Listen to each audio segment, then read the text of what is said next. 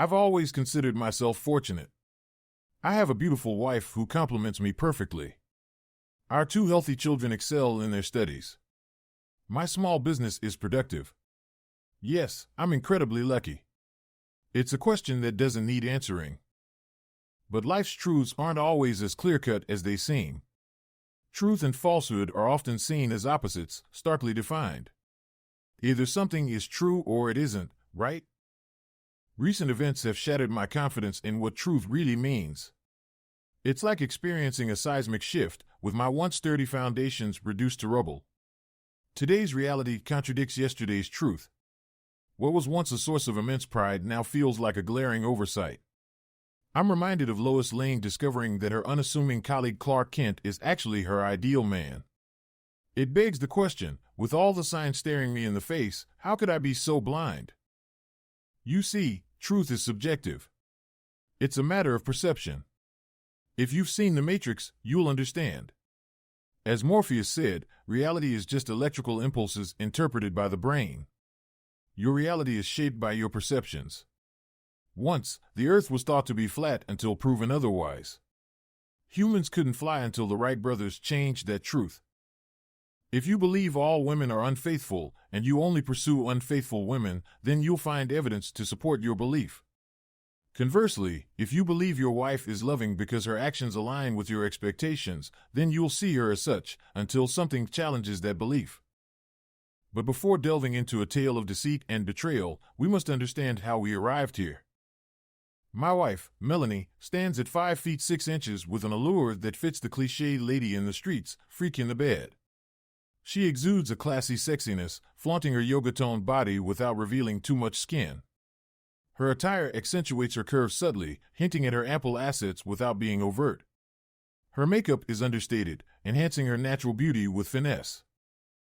In addition to her beauty, she possesses qualities that contrast with mine. She's patient while I tend to be impatient. She's practical whereas I can be impulsive at times. She knows when to apply pressure to keep me focused and when to step back and let me figure things out. Over our 16 years of marriage, she's become so intertwined with me that I honestly believe she knows me better than I know myself. Perhaps that's how she managed to maintain the facade for so long. She understood me so well that she could manipulate my perception of reality. Like a master of deception, she controlled what I saw and heard, shaping my beliefs according to her desires.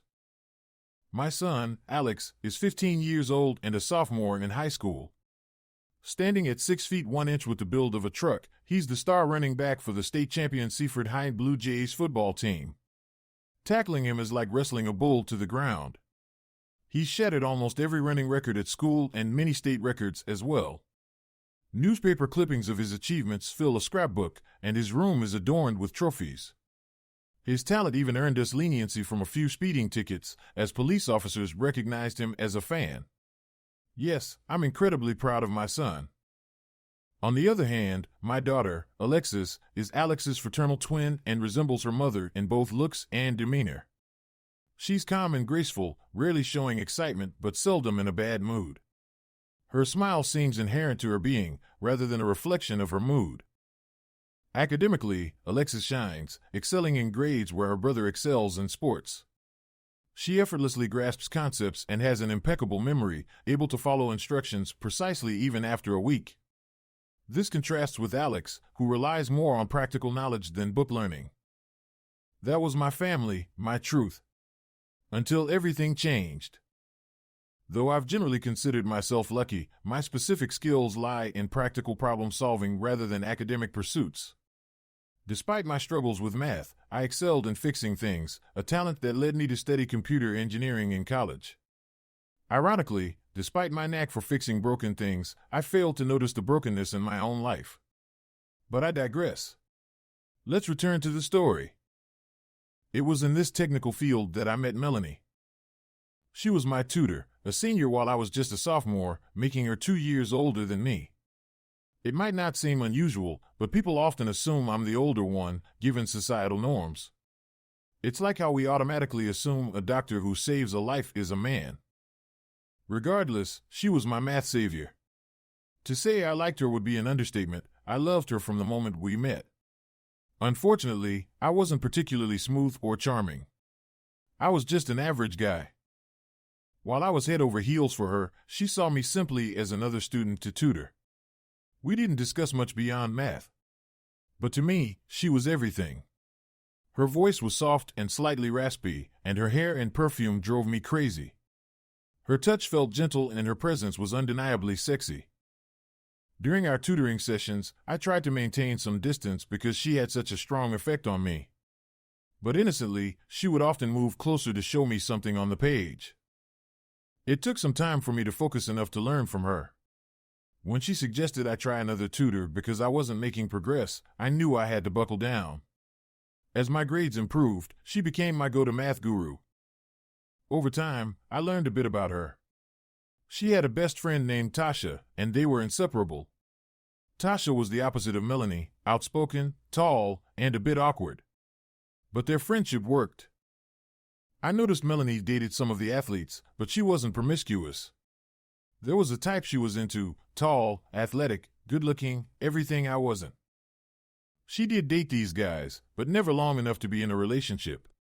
She'd be seen with a guy for a week or two, then it was like he never existed. After being single for a month or two, she'd start over with someone new. Whether they were intimate, I couldn't say, but I know she left a few broken hearts behind. I didn't delude myself into thinking we'd be together. While I admired her, I wasn't about to be creepy and make advances. She showed no interest in me romantically, we were barely acquaintances. Things changed when we had a tutoring session at her apartment. No, we didn't become lovers, but I think that's when she started to see me as a friend, or at least someone she was fond of. Entering her two-bedroom apartment felt like stepping into another world. It was like the scene from Batman Forever with Two-Faced Lair, two distinct halves. Melanie's side was neat and organized, while Tasha's was chaotic.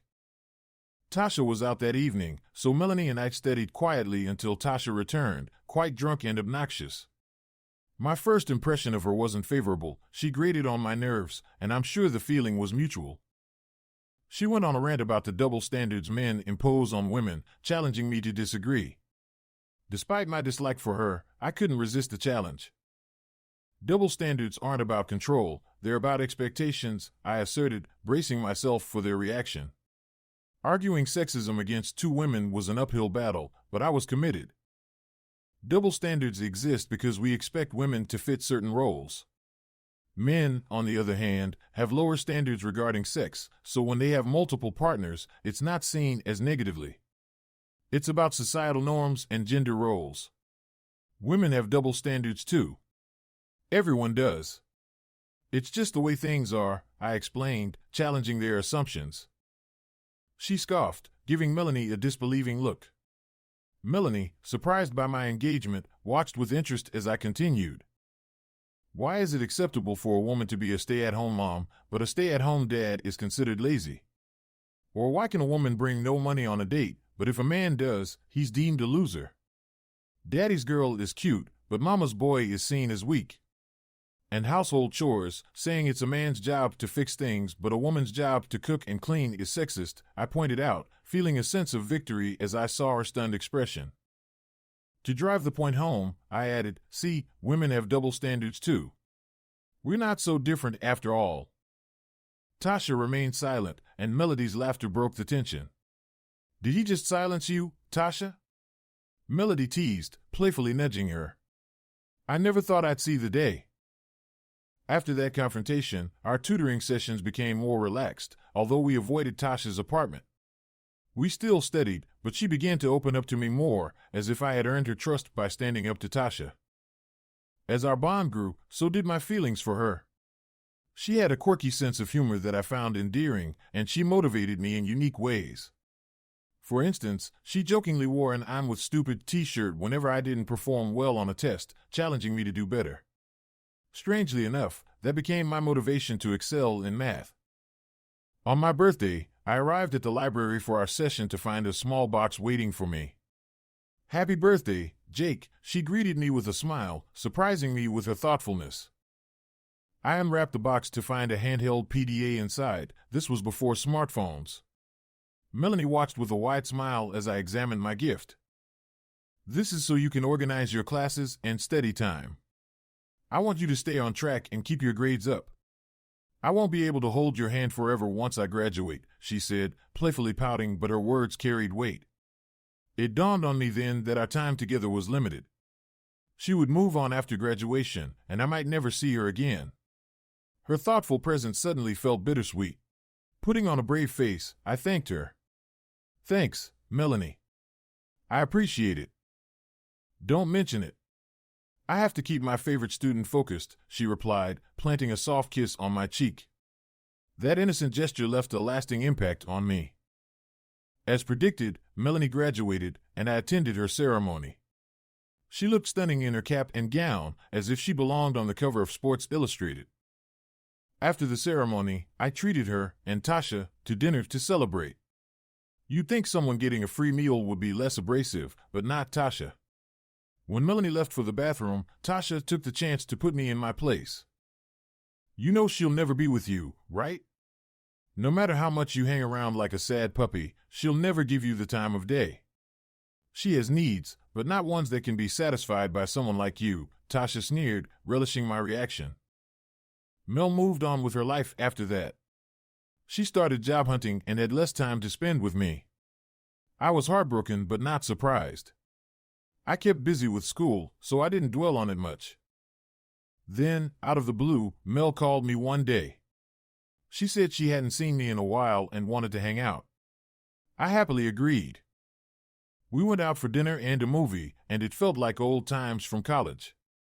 When I dropped her off at her apartment, she kissed me on the cheek and said goodnight. After that dinner, I was pleasantly surprised that Mel still wanted to spend time with me. It was just as friends, of course. This time, we didn't need an excuse, no tutoring or grades, just us. We watched movies, went out to eat, and even did quirky activities like skating and finger painting. It was wonderful.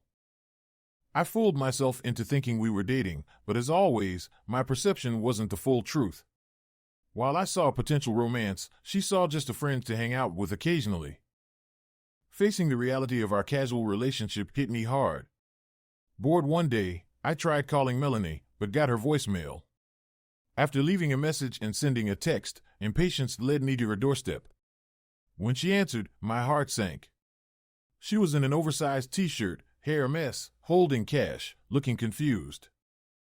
Jake? What are you doing here? Just thought we could hang out, but if you're busy, I'll go. Then a voice from her bedroom demanded pizza. Is that the pizza, Mel? I could eat a fucking horse. No, it's just Jake, she replied. Hearing her dismiss me like that was sobering. Just Jake. Nothing more. We can hang out tomorrow, Jake. Now's not a good time. I'll call you, she said, closing the door with a nod. Walking past the pizza guy, I knew it was over. I stopped calling her, avoiding her calls, trying to cut her out of my life. It wasn't fair to her, she hadn't done anything wrong. But seeing her that way, knowing why, was too painful. After her attempts to reach me ceased, our time together ended. Years passed before I encountered Melanie again. Having graduated, I was on the job hunt and landed an interview at a major security systems company. And guess who conducted my interview? Melanie. She looked incredible in her dark gray jacket and black skirt, reigniting buried emotions within me. Oh my God. Jake? It was a chance encounter. Melanie didn't recognize the Jacob Worthy from college sitting before her as just another interviewee. Our interview became a casual catch-up session.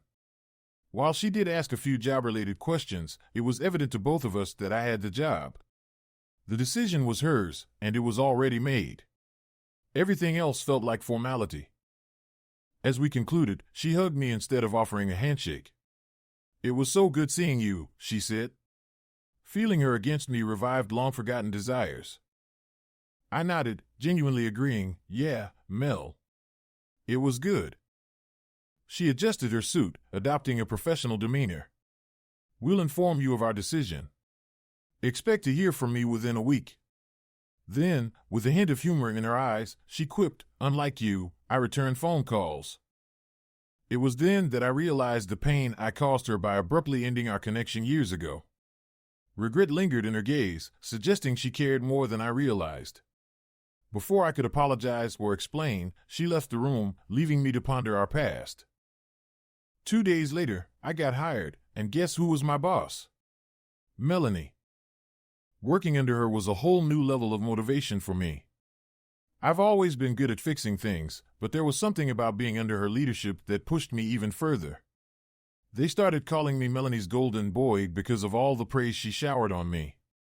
She constantly bragged about me to the higher-ups, making sure they knew my worth. I was assigned to the toughest jobs with the most difficult customers because I could handle them like a pro. I was building a reputation for accomplishing tasks that even those with more experience couldn't manage. The only downside of being back in Mel's world was the fact that she was still friends with Tasha. They were still roommates, albeit in a bigger condo now. Tasha didn't take well to my return to Melanie's life, and she made sure to let me know it. She wasn't exactly subtle about her feelings. Tasha now had a boyfriend named Mark, a former college football player turned Marine. He stayed with Tasha when he was home from duty. He was an alright guy, but Tasha's hostility toward me remained unchanged. Despite Tasha's negativity, Melanie and I grew closer over time. Yeah, she was still out of my league, but we seemed to gravitate toward each other. We found excuses to talk at work, and soon enough, we were having lunch together regularly. We kept it low-key due to workplace rules, but it became our routine. We even started ordering each other's meals in advance. I was cautious this time around. After my heartbreak in college, I didn't want to set myself up for disappointment again. I knew I wasn't her type, so I didn't expect anything beyond friendship. With no expectations, I could enjoy our time together without worrying about the outcome. Things took a turn when we started spending time together outside of work too. We'd grab drinks or dinner, and I noticed Melanie becoming increasingly flirty. She'd touch my hand, sit close to me, and laugh at all my jokes, even the lame ones. Then came the night everything changed. The night we kissed, made out, and ended up making love. It was a momentous occasion for me, one I'll never forget. I remember the date, her perfume, and yes, I even kept the panties she wore that night. Is that a bit creepy? The evening began like any other. We went out for drinks, letting the day's work slip away. Melanie mentioned that Tasha would be out and invited me over to hang out. She wanted to settle a bet we made at lunch, who could catch the most peanuts in their mouth. It was a silly bet, but I didn't expect her to call me out on it. The loser had to cook dinner for the winner. We weren't exactly sober when we arrived at her condo, but we were relaxed. Well, maybe a little tipsy. To make a long story short, I was brainstorming what to cook for Melanie. I'm no chef, unless you count Chef Boyardee. I could burn water if it didn't evaporate. But a bet's a bet. I settled on French toast, eggs, and sausage. It was the only thing I could make somewhat decently. As I rummaged in her fridge for eggs and sausage, I felt her behind me. I turned to ask about bread and found her staring at me, eyes locked on mine. There was something unspoken between us, a tension building by the second. In a bold move I still can't explain, I leaned in. She closed her eyes, grabbed my shirt, and met me halfway. I'd never been that brave before, and I doubt I would be again. But in that moment, I knew she wanted me. Our kiss started gently, then turned passionate. We were lost in each other, our bodies molding together. I kissed her like a starving man finding a feast, and she responded eagerly. Her tongue explored my mouth, igniting a fire within me. When her hand found my erection, I couldn't help but moan. I pulled her closer, savoring every moment. Dinner was forgotten as we explored each other. I caressed her through her clothes, feeling her soft curves. It was surreal to finally have her after years of longing. She unfastened my belt, releasing my erection. With a hungry look, she dropped to her knees and took me into her mouth. She used her mouth and hand skillfully, pleasuring me like it was our last moment on earth. Her other hand gripped my buttocks, drawing me nearer. It didn't take long. She brought me to a swift climax, almost as quick as a commercial break. It felt like a tidal wave surging from my toes to my groin. I came intensely and audibly. She didn't let me ejaculate in her mouth. Instead, she withdrew as I tensed up, finishing me off with her hand. I stood there, breathless and spent, as I released pent-up semen, some landing on her face and chest, most finding its way to the floor. After cleaning up, she silently took my hand and led me to her bedroom. From that night on, we were a couple, with no room for misunderstanding. Tasha despised our relationship with a fiery passion, making her feelings abundantly clear as usual. Mark's behavior also took a turn once Melanie and I became a couple. While we got along fine when Melanie and I were just friends, he transformed into a male version of Tasha, with snide remarks and passive-aggressive behavior. But despite their negativity, being with Melanie was worth it all. She was unlike anyone I'd ever been with, and our relationship was an entirely new experience for me. She was unabashedly open about sex, surprising me with her boldness. She rode me with enthusiasm, indulging in oral sex and enjoying the sight of my climax. She didn't shy away from anal play either, as long as there was enough lubrication. We even enjoyed role-playing, with our favorite scenario being the teacher and the naughty student. Melanie was a study in contrasts. The persona she showed the world was vastly different from the one I got to know behind closed doors. It was challenging to reconcile the two sides of her. That's why I eventually decided to leave my job. It became increasingly difficult to maintain a professional demeanor around her at work. While she was all business during work hours, my mind often wandered to our intimate moments at home. Even during routine tasks, I couldn't help but recall our private encounters. It became too distracting, especially with her bending over or signing paperwork. We discussed the issue extensively, attempting to find a solution, but it became clear that we were fooling ourselves. Eventually, she suggested that I either transfer to another department to preserve both our jobs or resign and start my own business. Then, she proposed the idea of me venturing into entrepreneurship. "You have the skills, Jake. You're the best at what you do. That's why I send you on the tough jobs," she said. "I thought it was just because you enjoyed bossing me around," I joked. "Seriously, you can do it. I'll help you with a business plan and securing loans. And if needed, I can invest," she assured. I was surprised by her offer, but she explained that her savings, partly from having Tasha as a roommate, could support the venture. And so, I embarked on my own business journey with her discreet support. With a small loan and her financial backing, I started my venture. While she had to maintain secrecy due to her job, she remained fully supportive. Initially, my business struggled, but eventually gained traction and became profitable. However, tensions escalated at her condo.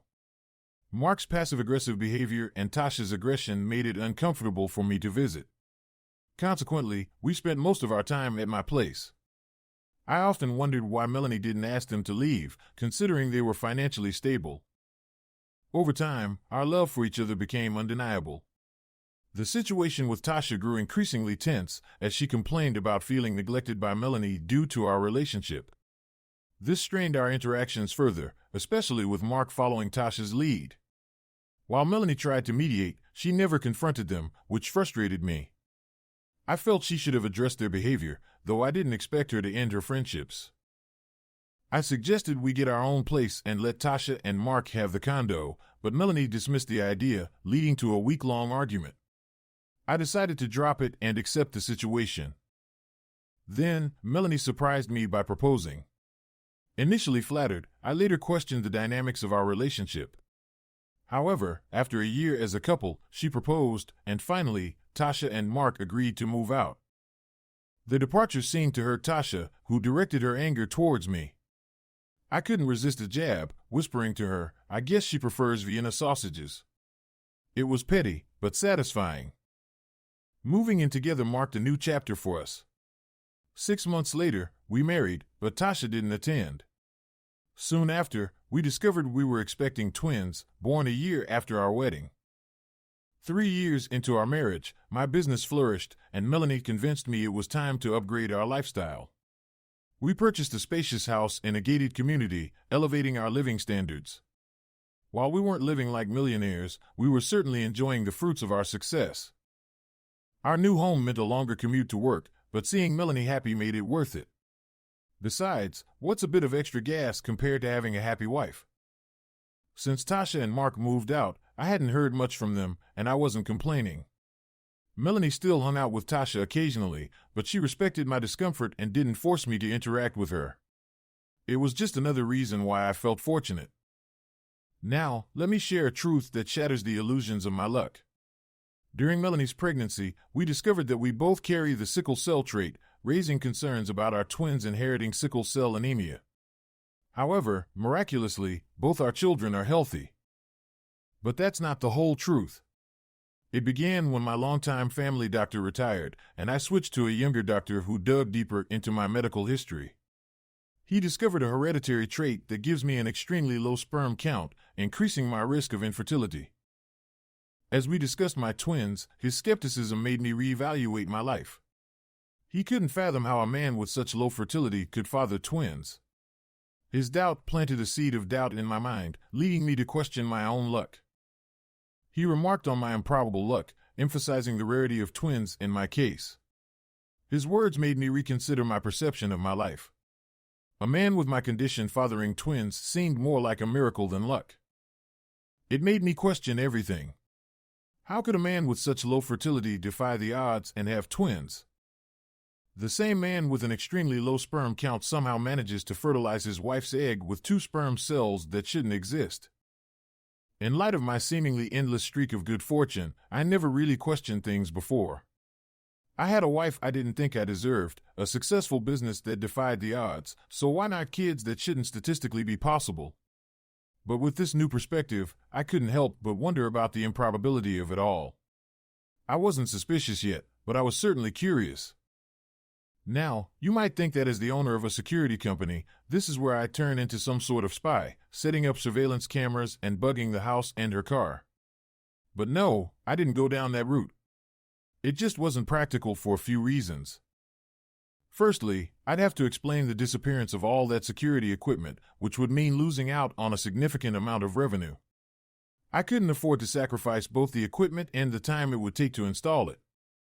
Secondly, installing security systems isn't something you can do without the other person noticing, unless you can somehow get them out of the house for a substantial amount of time. It requires meticulous planning, wiring, discrete camera placement, and more. Doing it alone would take me days, and she'd surely notice. And finally, I simply didn't have the time to spare for such an elaborate operation. I couldn't afford to invest so many hours into something that wouldn't generate any revenue. It just wasn't financially viable. So, instead of embarking on a wild spy adventure, I kept my eyes open and observed everything around me. Weeks passed with a sense of tension, as if waiting for something to happen. But despite my vigilance, I found nothing out of the ordinary. Melanie remained the same loving, beautiful wife she'd always been. She went about her daily routines with care and affection, leaving me to wonder if she was truly as she appeared.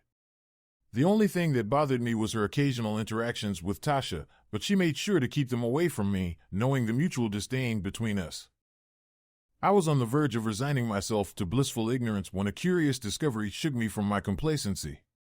One morning, as I brushed my teeth, I noticed my daughter's hairbrush lying on the bathroom sink.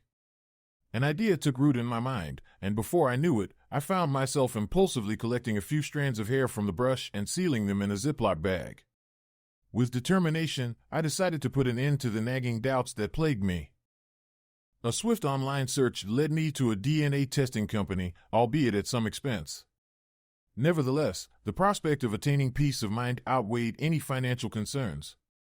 After arranging an appointment, I eagerly awaited the results. A week later, I received the call at work. The verdict was clear: Alexis and I were not a genetic match. She was not my daughter. Reflecting on this revelation, I couldn't help but revisit the past. I had proudly spoken of my 2 beautiful children, but today's truth shattered that illusion. While I still had a wife, I was sterile, and any claim to fatherhood was nullified by my wife's infidelity. Examining the evidence, it became painfully obvious how blind I had been. My son's athletic prowess, his height, and natural athleticism were traits I had never possessed. Similarly, my daughter's academic prowess contrasted starkly with my own academic struggles. Moreover, both children lacked the sickle cell trait present in both Melanie and me. Accepting this truth fundamentally changed how I viewed my children's achievements. As any parent knows, a child's success is inextricably linked to their own sense of pride and accomplishment. Losing that connection was a harsh blow to my self-perception. Rather than confront Melanie immediately, I needed time to process this newfound knowledge. Divorce, reconciliation, paternity, these were questions that demanded answers. But before I could chart a course forward, I needed clarity on where I stood. Turning to a private investigator seemed the logical, and albeit expensive, next step. Over the course of several weeks, a team shadowed Melanie, monitoring her activities, finances, and conversations. The findings, while circumstantial, only added weight to my suspicions. Discovering that Melanie had retained ownership of her condo, a fact she had kept from me for over a decade and a half, only deepened the mystery. The detective's revelations shed light on Tasha's living situation with her longtime boyfriend, Mark, an ex-Marine discharged dishonorably for drug use.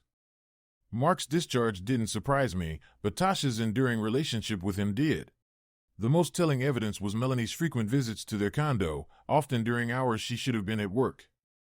Melanie's elevated position allowed her some flexibility in her schedule, but her extended absences raised questions about her relationship with Tasha.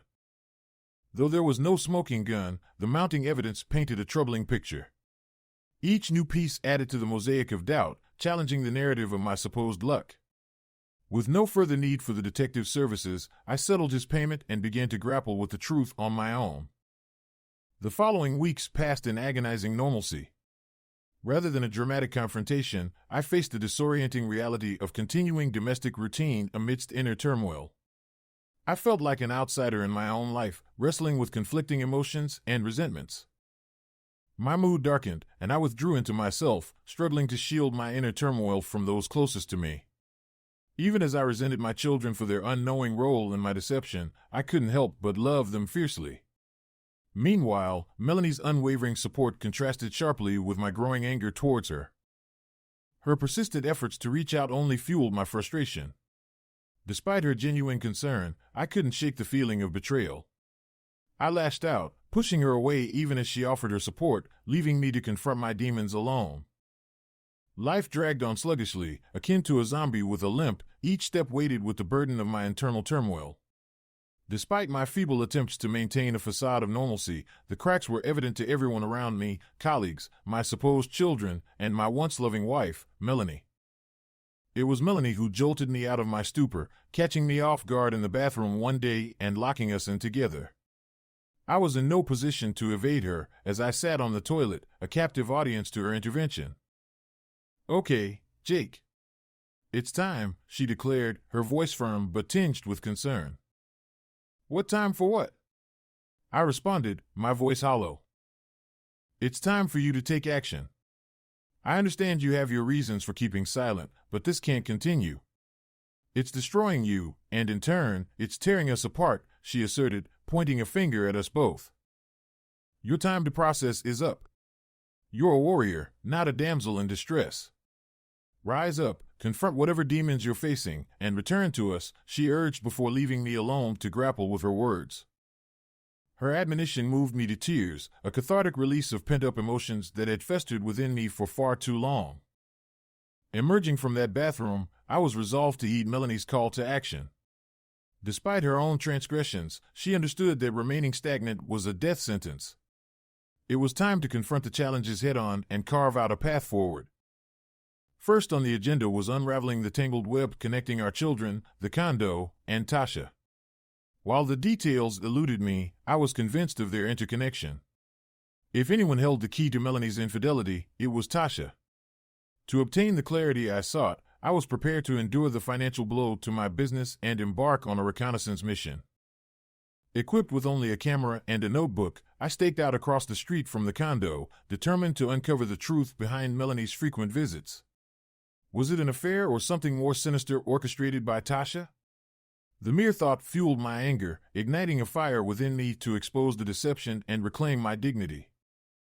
I observed as Melanie effortlessly used her key to enter the condo. It struck me as peculiar, though it shouldn't have. After all, it was her property. Yet, she strolled in with the familiarity of someone returning home, appearing as relaxed as she would in our own house. From my vantage point, I couldn't discern much. Attempting to peek through the windows was out of the question. Given the condo's security measures, I wasn't about to risk being mistaken for a peeping Tom and getting arrested. My only option was to infiltrate the condo and gather intel firsthand. Installing cameras seemed too risky, but planting a few discreet wireless bugs offered a viable alternative. With a makeshift plan in mind, I assumed my Jason Bourne persona. Returning to my office, I covertly set up the bugs and linked them to my computer. Familiarity with the condo's layout from my previous residence expedited the process, sparing me the need for extensive reconnaissance. Fortuitously, Melanie unwittingly presented a solution to my dilemma. With Tasha's birthday approaching, I seized the opportunity to suggest a weekend getaway to Vegas, an idea met with unexpected enthusiasm. However, I overlooked one crucial detail: Mark, the former Marine turned freeloader, who rarely left the condo. Yet, serendipity struck once more when I stumbled upon incriminating texts, revealing their plans for a trip to Las Vegas, with no invitation extended to me. It seemed the trio set to embark on a rendezvous without my knowledge or consent. It seemed odd that Mark, of all people, received an invitation while I was left out. Sure, it was Tasha's birthday, and I couldn't stand her, but there seemed to be more to it. Why go to an event without your spouse, let alone exclude them entirely? Nevertheless, Melanie's oversight granted me an entire weekend to execute my plan. With nowhere else to be, I pushed aside my hurt feelings and feigned normalcy. Executing my Jason Bourne mission, I discreetly copied the condo key while Melanie was preoccupied with trip preparations. Despite accepting the likelihood of her infidelity, I couldn't resist a glance at her suitcase, confirming my suspicions with the sight of Victoria's Secret lingerie. Swallowing my emotions, I watched her depart for Vegas, a whirlwind of conflicting feelings swirling within me. Arriving at the condo, I took my time to familiarize myself with the surroundings. Nothing seemed drastically different, though minor adjustments hinted at Tasha's presence. Surprisingly, the condo maintained a balance between Melanie and Tasha's influences, as if Melanie still resided there. As I explored further, details began to align, shedding light on the situation. The master bedroom now belonged to Tasha, while Mark occupied the room that once belonged to her. If Tasha and Mark were together, why the need for separate rooms? Examining Mark's room yielded a revelation, a high school photo bearing an uncanny resemblance to Alex. The discovery added another piece to the puzzle. Mark's stature, football background, and resemblance to Alex all pointed to a connection between them. Melanie always had a thing for athletes back in college, and Mark happened to attend the same college as us. Suppressing my anger, I focused on the task at hand.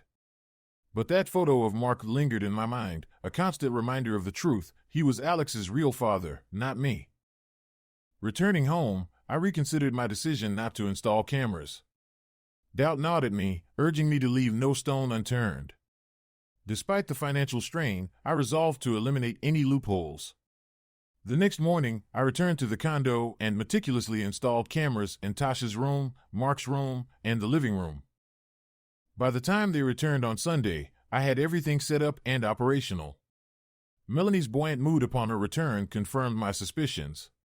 She playfully attempted to initiate intimacy, but I couldn't bring myself to reciprocate. Her obliviousness to my turmoil only exacerbated my anguish. This wasn't a past indiscretion, it was an ongoing affair. In the ensuing days, I felt trapped in a vortex of misery. Life carried on around me while I struggled within the confines of my failing marriage. The once vibrant, worthy household became a desolate place, as each of us sought refuge elsewhere. My avoidance mirrored that of my wife and children. Despite my initial resolve, I hesitated to review the recordings. Fear gripped me at the thought of witnessing Melanie's infidelity firsthand. Yet, I knew I couldn't evade the truth forever. Summoning my courage, I retreated to my office one afternoon and prepared to confront the painful reality. The audio and video recordings from the living room on the night of their return from Las Vegas yielded intriguing insights sooner than expected. Despite assuming Melanie returned straight home, it seemed she visited her lover and best friend first. Mel's voice: "Okay, Tasha. I have to go home now." You know Jake is lost without me. He's been without me for a whole weekend. He needs his daily dose of mama time. Tasha's voice, oh God. You had to ruin a perfect weekend by mentioning the imp. Can you stop talking about him for 5 goddamn minutes? Mark's voice, honestly, Mel. What the fuck do you see in him? Mel's voice, if you two are just gonna start bashing my husband again, save it. We had a fun weekend and I don't want to be pissed at you too. Tasha's voice, whatever. In the video, Mark retreated to another room while Tasha's gaze held a mix of pain as Mel approached her. Mel closed the gap, cupped Tasha's cheeks, and kissed her passionately, rivaling any she ever gave me. After a brief moment, Tasha pulled away. Mel's voice, come on baby. Don't be like that. Tasha's voice, don't you kiss me like that when you are going home to be with him. If you don't want me to talk bad about that fucking Umpa-Lumpa that you married, then you need to get the fuck out of here. Tasha's words dripped with anger and profound agony, palpable even through the monitor. I felt the unrequited love in her voice, a mirror to my own past feelings. Despite my disdain for Tasha, I realized we shared a common pain. We both loved someone who couldn't reciprocate fully, breeding resentment. Mel's ability to manipulate emotions was uncanny, evident in Tasha's shift from anger to desire. Then, Mark's voice shattered the moment, triggering a chilling memory of the day Mel broke my heart in college. It was Mark's voice in the background. Lois Lane list. 1. Tasha and Mel's relationship transcends friendship, likely romantic. 2. Tasha harbored animosity toward me, possibly sensing Mel's feelings. Mark's behavior soured when Mel and I started dating, threatening their threesome dynamic. My son is a spitting image of Mark, no further description needed. Mel suggested we move to a larger house across town but kept the condo, wanting Tasha to move in while keeping me at a distance to maintain her dual life. Tasha once quipped that Mel needed more than my Vienna sausage, hinting at her own romantic involvement with Mel. Everything clicked into place. Mel had been involved with Tasha and Mark since college. As I watched the screen, I saw the intimate bond between two women. It wasn't me Mel was cheating on with Tasha, it was Tasha she was betraying with me.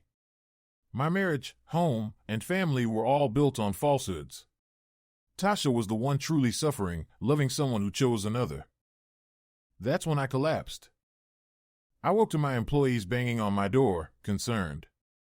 After assuring them I was okay, they left me to gather myself. I didn't need to watch more.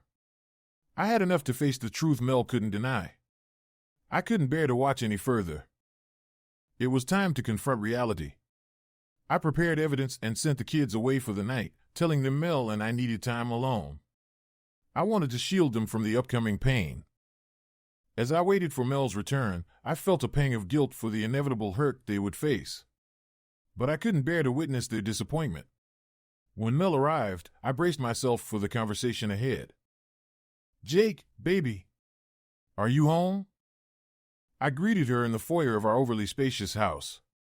I used to appreciate its grandeur, but now it feels excessive knowing her reasons for choosing it. There's my man, she chimed, coming towards me with a warm hug. When I didn't reciprocate, she pulled back, her expression turning curious. Where are the kids? She asked, a trace of concern in her voice. I asked them to find somewhere else to be for a while. I wanted to have some alone time with you, I explained. Relief washed over her face, followed by a flirtatious grin. Oh, my Mr. Worthy. Why chase everyone away? Planning to reenact last time and give me a spanking? She teased, her voice breathy, channeling Marilyn Monroe. Slowly, she trailed her hand down my stomach, but my mind was miles away from any sexual thoughts. All I could think about was Mark's grunts as Mel pleasured Tasha. I gently pushed her away. No, Mel. We need to talk. Her playful demeanor vanished, replaced by a look of unease. I led her to the living room, where I had set up my evidence. I had my laptop, a folder, and a set of keys laid out conspicuously. They seemed innocuous at first glance, but to someone harboring secrets, they signaled trouble. They hinted at knowledge they wished to control. I let her simmer in her discomfort for a moment, relishing my newfound power. Then, I began. Do you know what's in that folder? I asked, knowing she couldn't possibly. I hired a private detective, Mel. They followed you for 2 weeks. She froze, rooted to the spot like a statue. The fact that she didn't question why I'd hired a detective spoke volumes. As she flipped through the folder, her confidence waned. The pictures inside didn't show any infidelity, just her hanging out with Tasha and Mark. She relaxed slightly, thinking I'd found nothing incriminating. As she read through the report detailing her daily interactions with Tasha and Mark, worry lines creased her forehead. The mention of how much time she spent at the condo, and the revelation that it was still part of the picture, heightened her anxiety. The final blow came when she reached the last page and saw the DNA results for Alexis and me. She dropped the folder and let out a scream, though it seemed she already knew what the results would say. The mere presence of those results confirmed that I knew. Oh my God! While her world collapsed, I booted up the laptop to access the recordings. While you were off having your weekend in Vegas with your girlfriend and boyfriend, I planted cameras and mics in your condo, I explained calmly. Jake, would you like me to pull up the recordings? Jake, please. I said, would you like me to pull up the recordings? Her response was to break down into loud sobs, crumbling to the floor. I chose not to play the recordings. We both knew what I had discovered. Listening to and watching it would have been redundant. Seeing her in such distress broke me. I collapsed onto the couch, drained of energy. Tears I had held back now flowed freely. We both sat there, crying, me on the couch, her on the floor, letting it all out. Jake, I'm so sorry. I never wanted you to find out like this. I chuckled bitterly. How else did you expect me to find out? You weren't going to tell me. Eventually, we delved into the truth. Most of it wasn't new to me. She and Tasha had been lovers in college. She explained that she loved me but also loved Tasha. I couldn't understand why she asked me to marry her, knowing all of this. Because I love you, Jake. I wanted to spend my life with you, she confessed tearfully. But you love her too, I pointed out. She nodded, tears streaming down her face. So you thought you could have both of us? I asked incredulously. She nodded again. I paced the living room, struggling to comprehend her audacity. The idea that she could have me, another woman, and another man on the side was infuriating. Yet, she had managed to keep this secret for 16 years. What about Mark? How does he fit into all of this? Do you love him too? I asked, trying to grasp the complexity of the situation. Mel shook her head, sniffling. I care about Mark. He's a good guy. We have fun together. I've known him since college, and he happened to be in the right place at the right time. We dated briefly, and then Tasha and I included him in our activities one night. It became a regular thing over the years. But I don't love him. If he left tomorrow, I'd miss him, but I wouldn't beg him to stay. That's quite blunt, especially considering he's the father of your kids. Yes, I'd been saving that barb. It was the one that stung the most throughout this ordeal. Do you understand what you've done to me, Mel? Do you realize how much you've taken from me? I continued, my words charged with emotion. Rhetorical, yes, but I couldn't stop myself. I had 2 wonderful kids, miracles to me. I had a devoted wife who I thought was mine alone. I thought I was the luckiest man alive. You took that away. You made me believe in a lie for 16 years. Now, I'm childless and married to a bisexual woman leading a double life. You stole 16 years of my life. You deceived me, Mel. All she could do was sob loudly. Why did you propose to me, then? Because I wanted to be with you. Can't you see, Jake? I chose you. Tasha wanted me to leave you, but I couldn't. I wanted us to be together. But she hated you. She gave me an ultimatum, her or you. I chose you. That's why I proposed. That was my decision. That's why she left. And then what happened? She came back about a month after we got married. She couldn't bear to be without me. She said she wouldn't be with you like she was with Mark, but she couldn't live without me. She accepted that I was married and that you were part of the package. So, despite being married to me, you resumed your relationship with your girlfriend and your boyfriend because she accepted your extra baggage. And by extra baggage, I mean your husband whom you vowed to forsake all others for. Do I have that right? I guess hearing it spoken aloud, dripping with sarcasm and bitterness, made it hit home harder for her.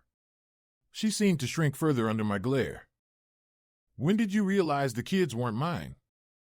After all that had been said, this was the question burning in my mind. How long had she been lying to me about our children? I suspected when they were born, but I didn't want to believe it. I ignored it until Alex started playing Little League. Seeing him in that jersey. She couldn't finish. No more words were needed. Her tears mingled with the depth of my love, not just for her, but for life itself. Mel, I think it's best if you go to your condo. Epilogue. A year later, we finalized our divorce. That night, Mel returned, determined to win me back. She pulled out all the stops, except for promising to leave Tasha. How selfish must one be to expect someone to share them willingly? Eventually, Mel accepted that our relationship was beyond repair. She agreed to the divorce without contesting it, making the process easier. Remarkably, she didn't ask for anything. Despite my growing business, she relinquished any claim to my assets, claiming she loved me enough to set me free. The news devastated the twins, who had also been deceived. They begged me not to leave, but I couldn't stay. The truth we faced was too much to bear. Still, they were my children. Truth, after all, is a matter of perspective. I raised them, loved them, and they were mine. Their anger toward their mother simmered for a while. They didn't disown her or insult her, but their behavior spiraled. As their father, I had to step in. I couldn't trust Mark to be the father they needed. I refused to let their futures be ruined because of their mother's indecision about her sexuality. It took time and forgiveness, but they're on the right path now. Both are headed to college. Alex earned a full scholarship to the University of Florida, while Alexis got into Yale to pursue a career in surgery. Mel returned to her condo with her partners after our conversation. Initially, the threesome continued, but Tasha's soon demanded exclusivity. Mark, the jobless mooch, was left to fend for himself. As for Mark, I didn't seek revenge. What's the point? He's jobless and homeless, irrelevant to my life. I left him behind with Mel. At our children's graduation, I saw Mel. We exchanged a glance, and she waved. Tasha pulled her away, sneering at me. I hesitated but waved back, prompted by my fiancée Cindy. So here's today's truth, I'm engaged to Cindy. I have 2 successful children from my previous marriage and will gain another through Cindy. No, she's not pregnant, remember, I can't have more children. But she has a child from her previous marriage. We share a past of betrayal and lies. Life is good. How fortunate am I? Thanks for watching.